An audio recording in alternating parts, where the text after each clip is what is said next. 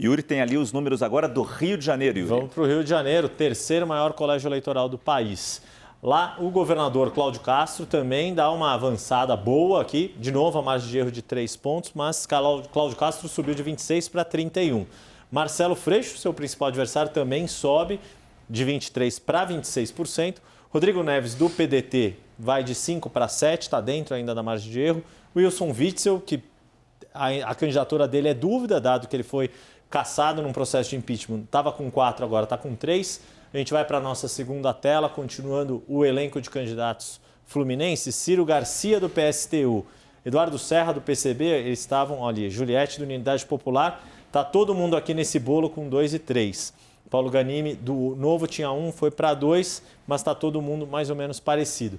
A nossa terceira tela, Luiz Eugênio, do PCO, não pontuou. Brancos nulos, ou nenhum dos candidatos, foi de 19 para 14 e não sabe os indecisos, se mantém em 10%. Márcio. É interessante que o crescimento de Freixo foi dentro da margem de erro, mas no limite ali da margem de erro, uns 3 pontos. O de Cláudio Castro subiu 5 pontos. Castro foi 5 pontos acima da margem. Significativamente maior que o crescimento de Freixo. O retrato que a Quest fez, o IPEC fez essa semana, né? Exatamente, exatamente. E daí eu levo de volta para o Rio de Janeiro para falar de novo com você, Felipe, primeiro.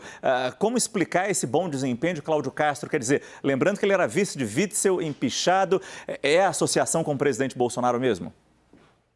Sem dúvida, por um lado, tem associação com o presidente Jair Bolsonaro, com a força da campanha nacional. O Cláudio Castro, de fato, colou ali com a família Bolsonaro para ficar no poder aqui no Rio de Janeiro, mas tem também a máquina pública. Ele se aproveita da venda da SEDAI, da Companhia de Água e Esgoto aqui do Rio de Janeiro, que foi negociada pelos seus antecessores e que rendeu cerca de 22 bilhões de reais. 7 bilhões e pouco foram para prefeituras, mas o Estado ficou com 14 bilhões e pouco, e aí ele pôde investir em obras de infraestrutura, de saneamento, na própria Polícia Militar, a despeito de todas as controvérsias das operações, de maneira que ele apresenta esse resultado em relação a tudo aquilo que ele fez para atender a população, mas ele tinha dinheiro em caixa, e isso faz uma diferença grande em campanha. E o Marcelo Freixo tem uma rejeição muito alta, ele só está perdendo em rejeição para o ex-governador empichado Wilson Witzel, que está aí querendo aparecer com essa campanha fake, né? Uma campanha que não vai à frente, então o Marcelo Freixo precisa diminuir a sua rejeição para conseguir ter alguma chance aí. Vamos ter os números do segundo turno, depois a gente conversa com Thaís e Alexandre Borges também. Vamos lá, Márcio, de novo aqui no nosso telão. O segundo turno simulado entre Cláudio Castro, do PL, e Marcelo Freixo, do PSB, estavam numa situação de empate técnico, era 39 para Freixo, 38 para Cláudio Castro. Agora, Cláudio Castro aparece na frente, 44%, e Marcelo Freixo, 37%. Brancos e nulos foram de 18 para 13%. Não sabe, 5 para 7%. O Márcio, estava ouvindo o Felipe falando dessa questão da SEDAI e aí fazer uma conexão que depois acho que o Alexandre pode entrar também, ou até a Raquel, porque tem muito a ver com questão fiscal. O que acontece? A gente está vendo o Cláudio Castro com essa questão do que foi feito pelos antecessores, venda da SEDAI e o dinheiro disponível para ele. No caso do Romeu Zema, também tem uma questão que ele conseguiu resolver a situação de atraso no pagamento de salários do funcionalismo público, porque ficou sem pagar a dívida para o governo federal. Que é uma situação semelhante que acontece, por exemplo, no Rio Grande do Sul, para citar esses 3 estados que têm uma dificuldade fiscal bastante conhecida. E lá também Eduardo Leite, que foi governador, renunciou, mas é candidato de novo, está na frente das pesquisas. Ou seja, parece que esses governadores, ou quem foi eleito em 2018 e está com um favoritismo agora, está conseguindo aproveitar essa situação fiscal atípica em estados que viviam com muita dificuldade fiscal nos últimos tempos. Mesmo que Minas não tenha conseguido fazer ainda o seu refinanciamento com o governo federal, coisa que o Rio de Janeiro foi o único estado a conseguir fazer, né, Raquel? Não tenho isso de cabeça agora, Márcio, mas os governos estaduais estavam com caixa muito cheio. E o Rio de Janeiro teve esse dinheiro adicional, que o Felipe muito bem lembrou, da venda da SEDAI, que foi uma privatização muito bem sucedida. A exceção fica por conta de Rodrigo Garcia, e isso é até uma dúvida sempre permanente entre os tucanos, porque ele tem o caixa abarrotado de dinheiro e não consegue transformar isso em voto.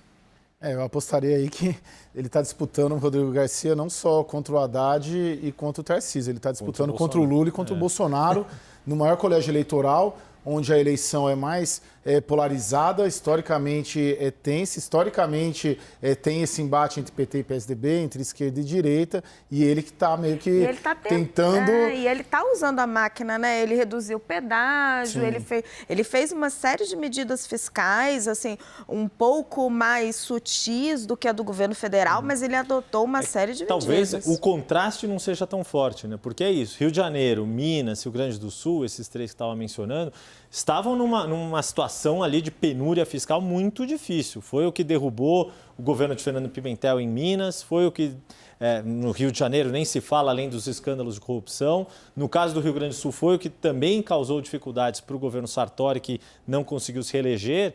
E aí, nesse contraste de um período de 4 anos com outro, o fato deles não precisarem pagar a dívida, ter mais disponibilidade em caixa, isso, o contraste, a comparação fica, o gap fica maior. Né? E não é mérito da gestão da maior parte desses governos, né? Ou é receita extra, caso de privatização, ou é que não precisaram pagar a dívida, ou é transferência do governo federal. De qualquer maneira fica difícil. Dinheiro do ICMS, de petróleo. Esses gestores vão ficar bravos contigo de falar que não foi mérito deles, porque eles falam que botaram ordem na casa. Mesmo porque mas privatizar é uma decisão política também.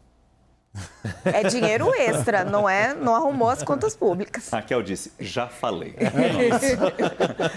Falei e sai correndo. Essa pesquisa... Não sai correndo não, estou aqui. Essa pesquisa do Rio de Janeiro foi registrada e protocolada na Justiça Eleitoral. Foram ouvidas 1.202 pessoas entre os dias 30 de agosto e 1º de setembro. A margem de erro de 3 pontos percentuais para mais ou para menos. E o nível de confiança da pesquisa é de 95%. Eu acho que eu posso jogar para você um pouquinho, Alexandre, só para falar um pouquinho do Rio de Janeiro. O Felipe deu o pitaco dele, como você também é do Rio, é fundamental ter a sua palavra. Márcio, o que eu queria botar também na discussão, eu ouvi meus colegas falando muito da parte política, da parte econômica, mas tem um outro ponto também muito importante, que é o seguinte, a parte da religião e dos costumes. O voto evangélico no Rio de Janeiro é um voto muito importante. Algumas das igrejas evangélicas mais conhecidas aí de expressão nacional têm sua sede ou nasceram no Rio de Janeiro. E você tem Cláudio Castro, que apesar de católico, ele é um cantor que canta músicas religiosas, ele tem uma história ligada aí ao cristianismo grande. Ele começou a carreira política dele no PSC, que é um partido evangélico, ele transita bem no meio evangélico, e do outro lado está Marcelo Freixo, que causa arrepios nos evangélicos. Então ele também leva uma vantagem quando você corta aí pelo eleitor ou o católico mais tradicionalista ou o voto evangélico, Cláudio Castro também leva vantagem. Thaís, quer complementar?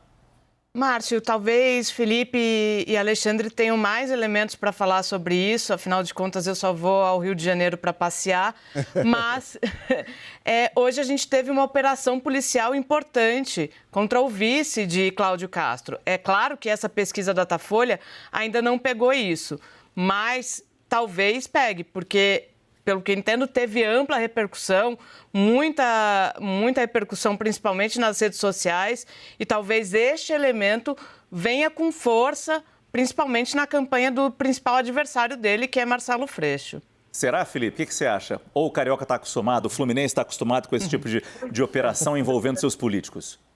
Exatamente, essa é a questão, é o quanto a corrupção ainda realmente causa um estrago numa candidatura. A gente vê aí, falamos já nesse programa, o que acontece em nível nacional, tem todo um histórico, mas você tem discurso para determinados segmentos que muitas vezes acabam prevalecendo. Houve uma operação da polícia contra o ex-prefeito de Duque de Caxias, Washington Reis, que sempre foi uma figura bastante polêmica, favorecimento ali para cooperativas, a investigação da polícia. Agora, tem um outro elemento que, concordando evidentemente com o que Alexandre falou sobre a questão evangélica, tinha comentado aqui, o Freixo causa arrepios de fato. Agora, a própria figura do Cláudio Castro, assim como do Romeu Zema em Minas Gerais, são figuras serenas. O Cláudio Castro, às vezes, ele tem um lampejo autoritário, já chegou a pedir a demissão de um comentarista, mas assim, ele fala com muita calma, com muita tranquilidade. Então tem uma diferença em relação à figura do Jair Bolsonaro. Eles não geram uma rejeição tão grande em determinados segmentos que o Bolsonaro gera. Alexandre, a Thaís trouxe um ponto interessante. O Washington Reis, ele tem um ponto que é o seguinte, ele, por um lado, é uma figura polêmica, como o Felipe falou, mas ele também é muito forte na Baixada, então acaba ficando meio empatado.